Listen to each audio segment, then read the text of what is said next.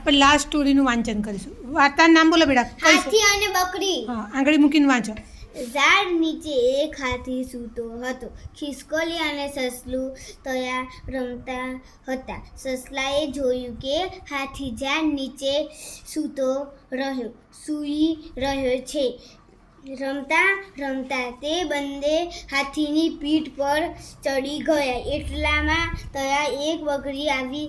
બકરી પણ હાથીની પીઠ પર ચડવા લાગી. અચાનક હાથી ઊંઘમાંથી જાગ્યો. ત્રણેય હાથીની પીઠ પરથી નીચે પડી ગયા. ખિસકોલી અને સસલું ભાગી ગયા. બકરી ત્યાં જ ઊભી રહી. હાથીએ બકરીને પોતાની પીઠ પર ફેરવી.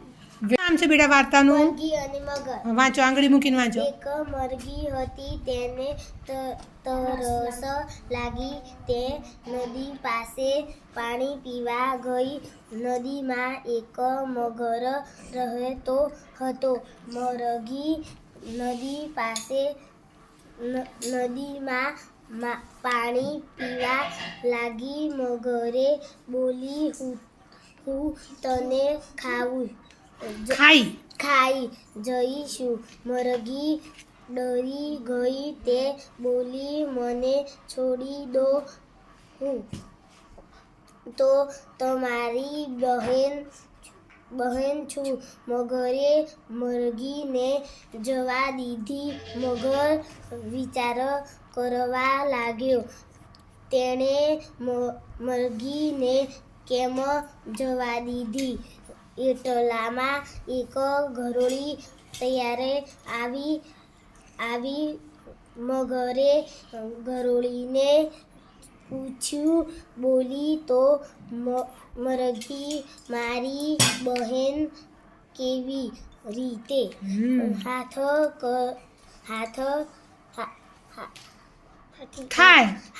થાય? ગરોળી બોલી, તું અને મરઘી બંને ઈંડામાંથી પેદા થઈ છે.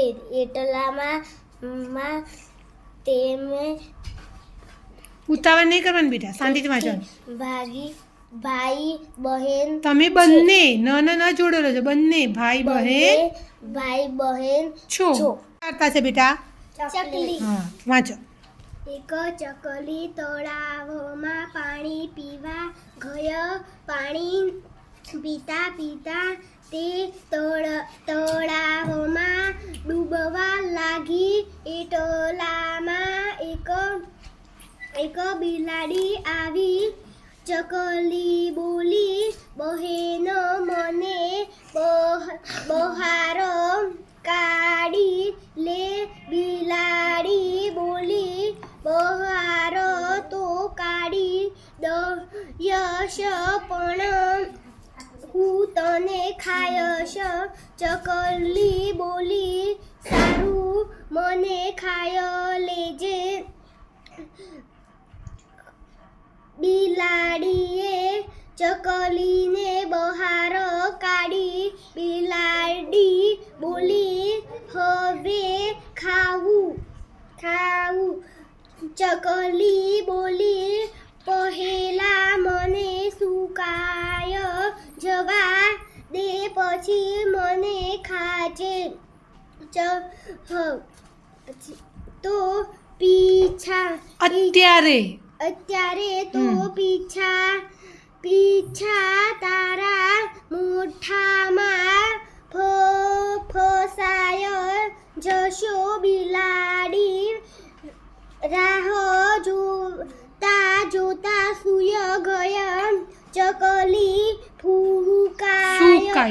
સુકાય ને ફરર કરતી ઉડી ગયો.